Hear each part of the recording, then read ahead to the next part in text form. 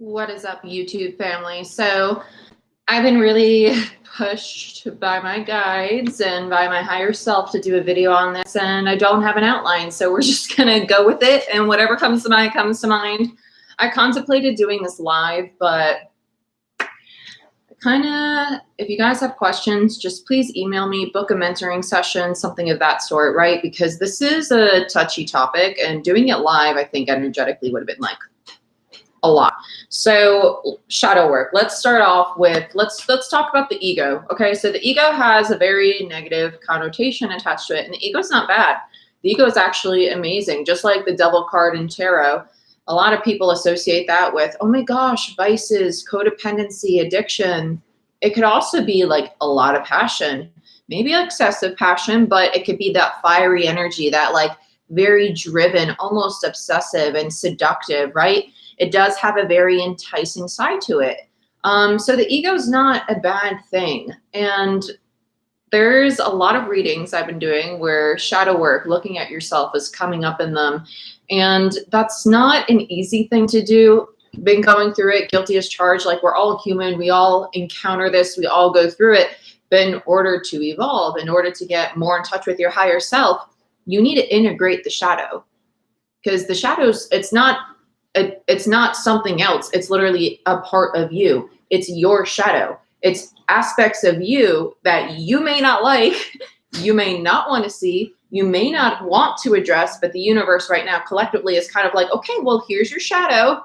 It's time to look at it, because now's the perfect time to, okay, well, I don't like that, so let's get rid of it. I like this one, but let's adjust it a little bit. You know, let's say that you're codependent, a really common one.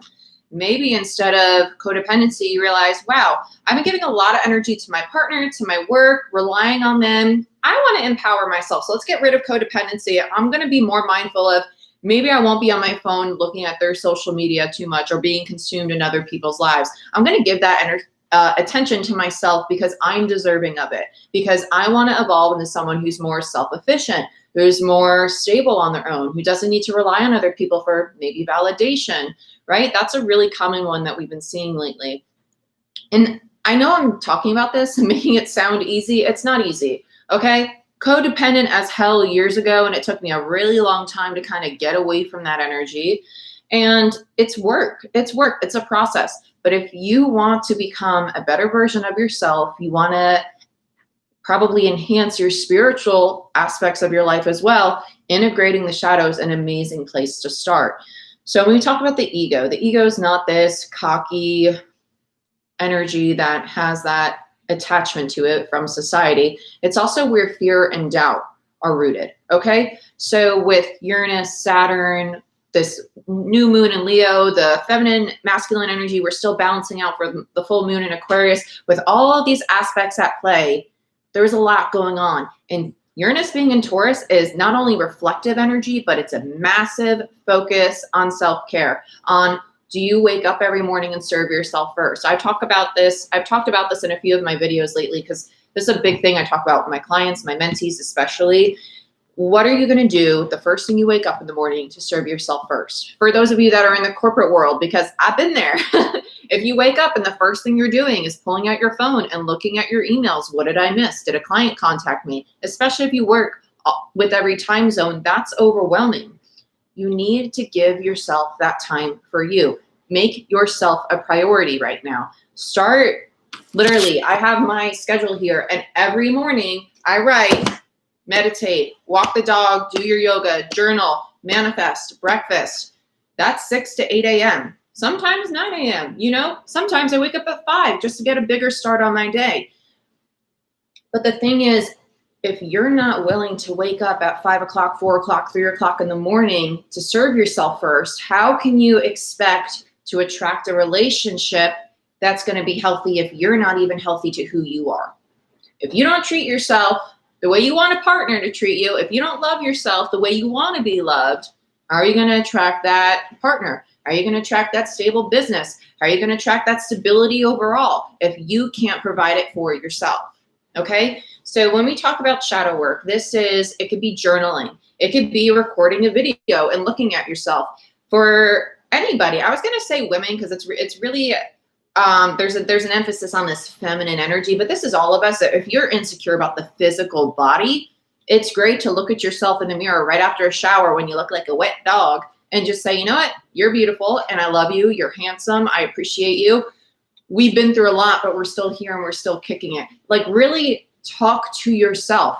Be honest. When have you ever looked at yourself in the mirror butt naked and said, you know what, I love you? And if you don't love your body, there's your shadow work. There's your shadow work. Why?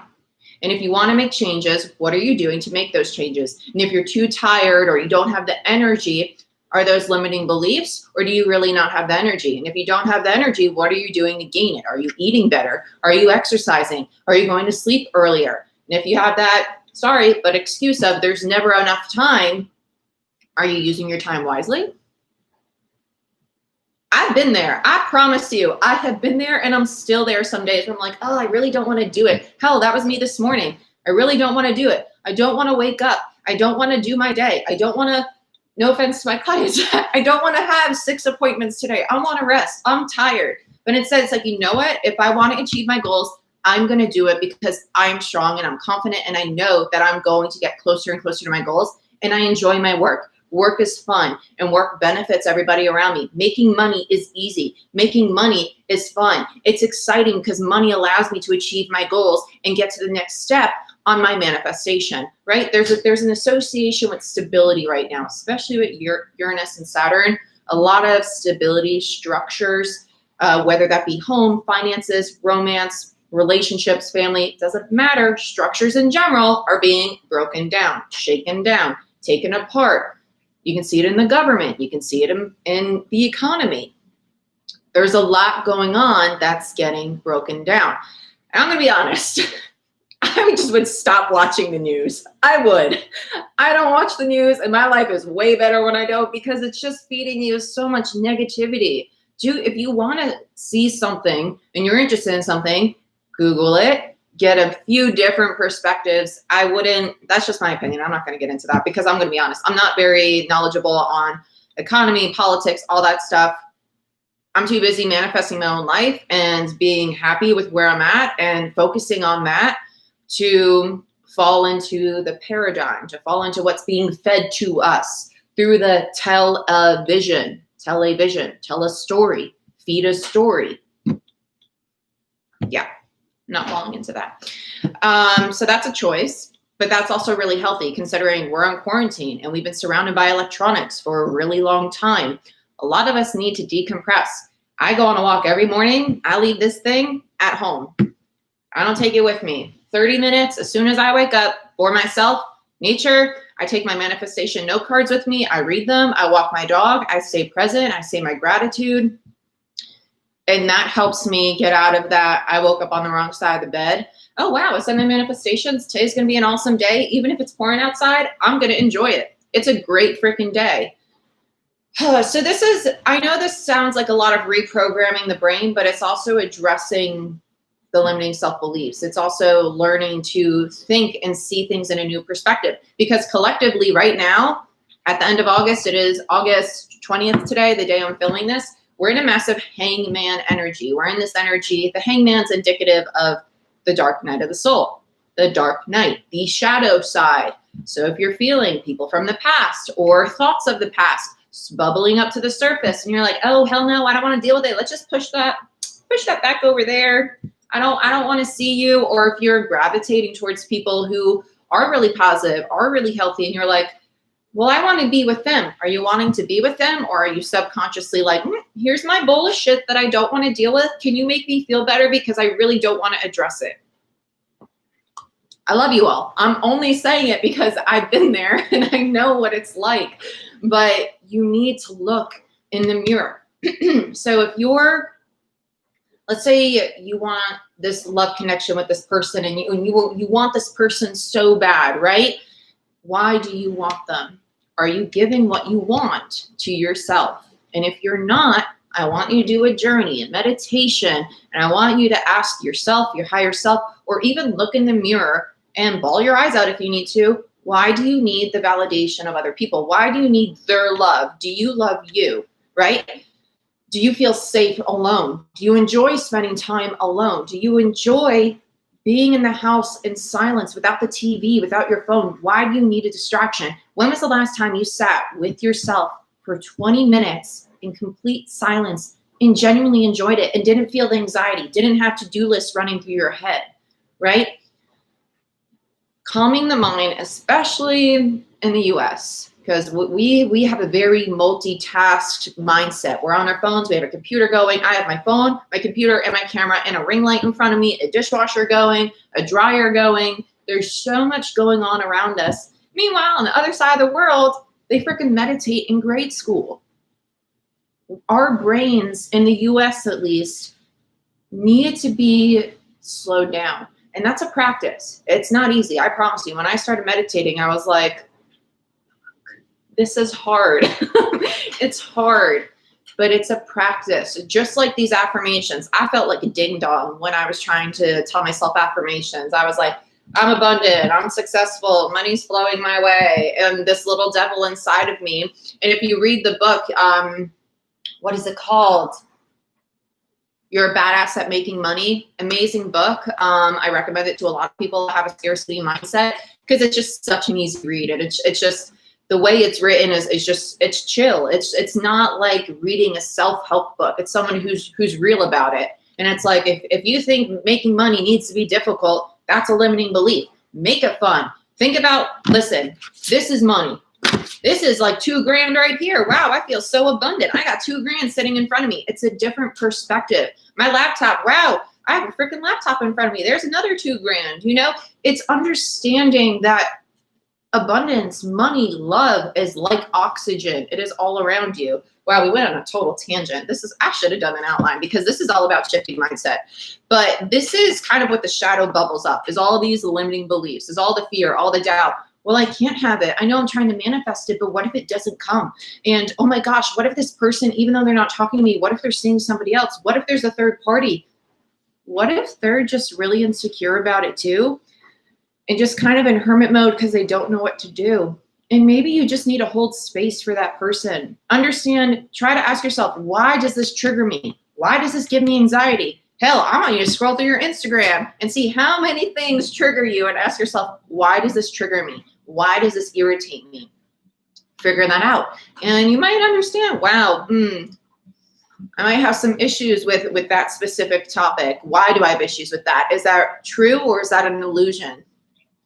For those of you who have stereotypical daddy issues, guilty as charged, right? I ain't calling you out. Guilty as charged.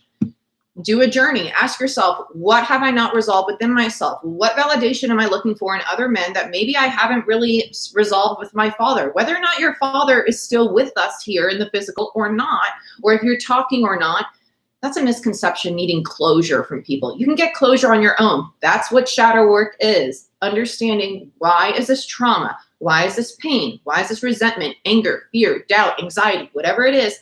Why is it still with me? Why am I giving so much power to it? Because the way manifestation works is, let's take a thought. I am beautiful. You scream, I am beautiful enough, you're going to be like, damn, I'm a hot tamale. Okay, I got this. You're going to have a great day. It makes you smile. And what's that do? It puts energy out there. Just going to tell you, I'm not going to use a negative emotion as an example, because we have a trine right now with this new moon in Leo, and it's the best manifestation time. So we're only going to say some positive stuff as example, but you'll catch my drift. So for example, let's say you want to manifest abundance and you're struggling with this. I attract money endlessly. Money's flowing to me from multiple resources. And then you have that little voice in your head. No, I'm not. What are you talking about? You're trying to convince yourself. That's normal. It's going to happen. Don't get frustrated. So you know what? That's what I'm going to retrain. That's what I need to address. And I'm no longer going to listen to that voice, because it's the wounded part of me. It's the shadow part of me. And that's the ego. So, ooh, this is an interesting one. Let's talk about, I just lost it. So it had to do with connections. Being vulnerable. Being vulnerable is a big one right now, because the heart space is opening up collectively, and a lot of people are really resisting it. Really resisting it, which is okay. You know, it's part of the process. But the more you resist it, the more difficult it's going to be. So let's think about, actually, let's talk about journaling. So for those of you who journal already, I want you to be mindful when you journal. Are you journaling to purge or are you journaling to manifest? Because there's two different things. I have two journals. Well, actually, I have three journals. One's my purging. So I write, you know what? I don't know why I woke up this morning and I was irritated. Why did I wake up and I feel so stressed? And then I kept going and I was like, wow, it was just my ego coming. And that happens, you know, the ego bubbles up sometimes and the ego likes to drag you back down, and that's okay. It's an aspect of yourself. There's no reason to fear it because it's you. It's you. And as soon as I realized that, why am I scared? Why am I scared of having good things? Oh, it's my ego. It's the fear and the doubt of it actually coming true. I don't need to worry about that because I know it's going to happen. And that's me taming my ego. That's me taming that fear, that doubt, that scarcity mindset. Guys, it's not easy. I'm not going to tell you it's easy. I'm not going to blow smoke and, you know,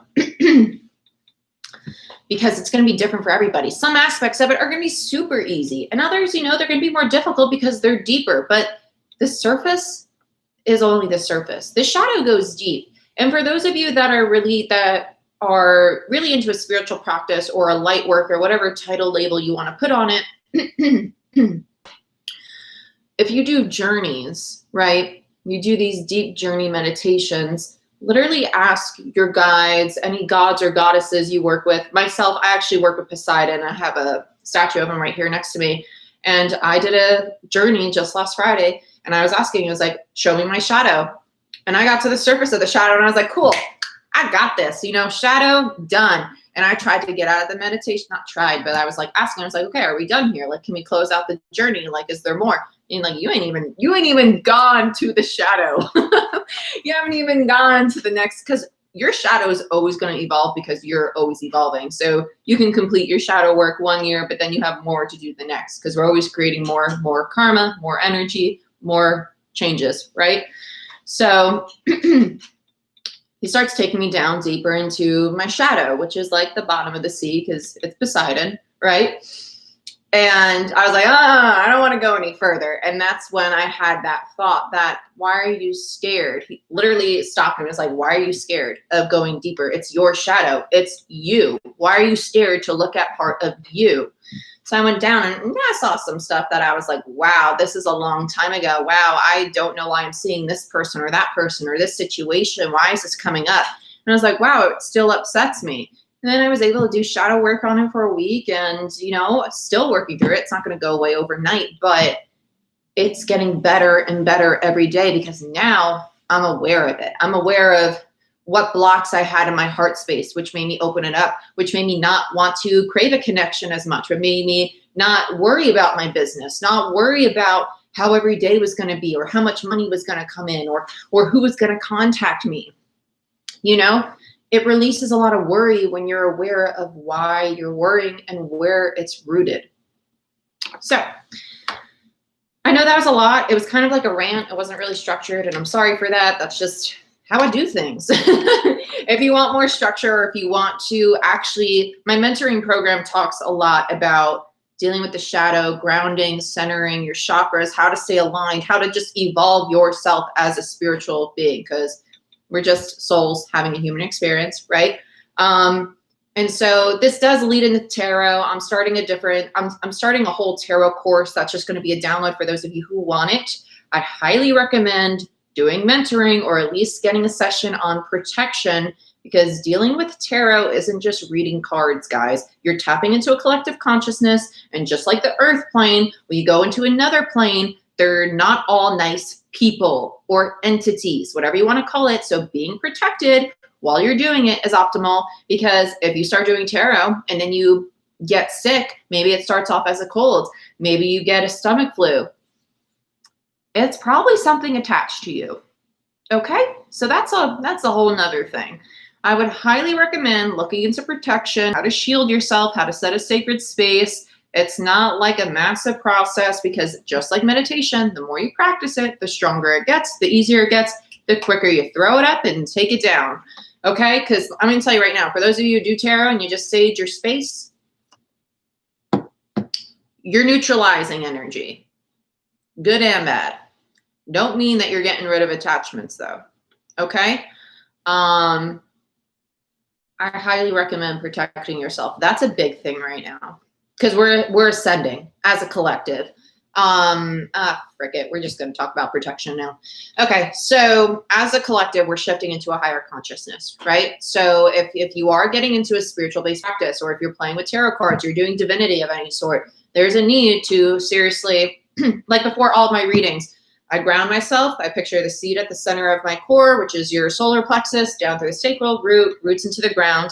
Your roots go as deep as you are familiar with your shadow. So the more you integrate your shadow, the more rooted you are, because the more integrated you are. Okay? So it's all kind of intertwined. As you go down and you root and you ground yourself, you pull up the earth energy, open up root, sacral, solar, tree goes up. You go through the solar to the heart, the throat, third eye, crown, open up to the divine, bring those lights together, charge your shield. I personally, I'm not Wicca. I don't really claim any title. I just do what resonates with me. And I am working with a practitioner who basically taught me how to shield, and it made a massive difference in my channel, in my readings. So it's just, I charge the shield to protect me. No harmful energy may enter. Only energy of my highest good may reach me. I charge the shield to protect me from physical, energetic attack, harm, pollution, and bad intention. As I will, so mote it be. And as you say it, you picture literally a shield around you, okay? You don't want to picture a solid metal shield, brick shield, anything like that, because you're going to block out energy. You typically want to picture something that's translucent of some sort. So smoky quartz, clear quartz, a bubble of light around you, whatever it is, because you want to be able to have your guides still come through, higher order beings that are your highest good to come through. It's to shield you from not negative, harmful energies, because negative is just a polarity. Okay, so we don't say negative. I'm still learning that one. I slip sometimes. Now, here's the thing. There's a difference between picturing a shield and thinking that your space is protected. You push that shield out and think that your whole space is protected. It's not. You're actually just diminishing your shield. It's not going to be as strong this far out there. There's a shield, which is only like a foot and a half from your body, right? And it can be very strong. But the sacred space is the bubble around you while you do whatever spiritual work, whether it be Reiki, whether it be tarot, whether it be crystal healing, singing bowls. I do not care. But the sacred space is the space that you are within, that only your higher self, any gods you want to work with, so Poseidon, Hecate, Ganesh, Lakshmi, Bast, Aphrodite, any gods, goddesses, you invoke them into that sacred space, you set that sacred space, you set the intention. Again, no harmful energies may enter the space. I invoke these gods, goddesses for protection, guidance, healing, whatever you would like to invoke them for, right? And you picture that as a big old bubble.